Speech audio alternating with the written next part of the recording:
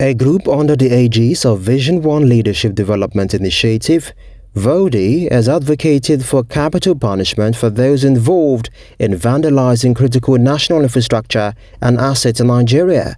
President of the group, Comrade Emmanuel Johnny, who made the call of their 2024 edition of Youth, Civil Society and Stakeholder Summit on curbing the destruction and vandalization of telecom, forest, power, oil and gas, among other national infrastructure, also called upon the National Assembly to fast-track a law that gives capital punishment to those caught. Now, if we don't allow our law to work, our system will continue to go down. So we have a existing law. Let's allow this law to work.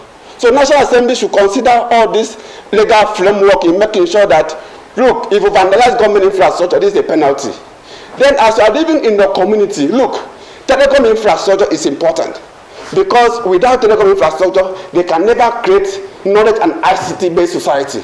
Without power infrastructure, your business cannot grow. So why are you not taking responsibility as citizens? See it as your own. The group wants to be mobilized by the federal government in order to take the anti-vandal campaign to the grassroots to educate those at the grassroots on the dangers of vandalism. So by the time you see this infrastructure as your own, as your community business, you now say, look, any vandals, communities will rise up and take responsibility. Even the village head, their responsibility will be on the protection of infrastructures.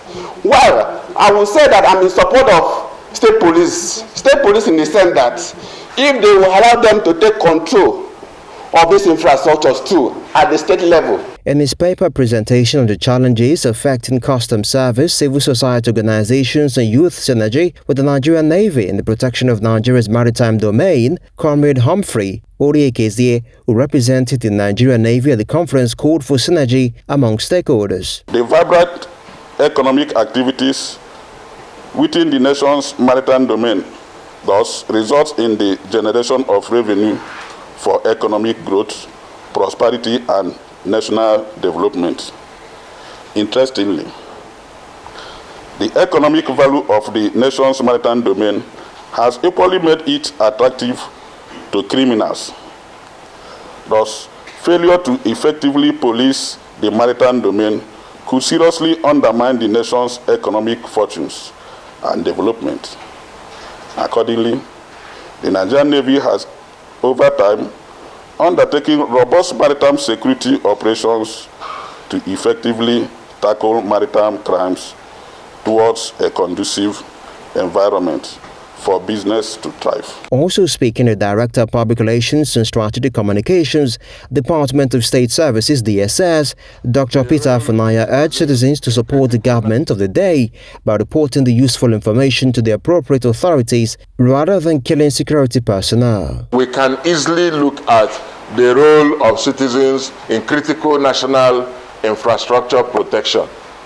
What do you do as a citizen to protect the electric line that has passed through your place, whether there is power in it or not?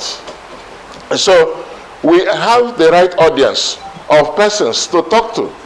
Because when we say roles of citizens or citizens' role in critical national infrastructure, we are simply asking every person to come on board and be a part and parcel of the protection of our nation. So that when you have gone, we will all remember all of us as heroes past.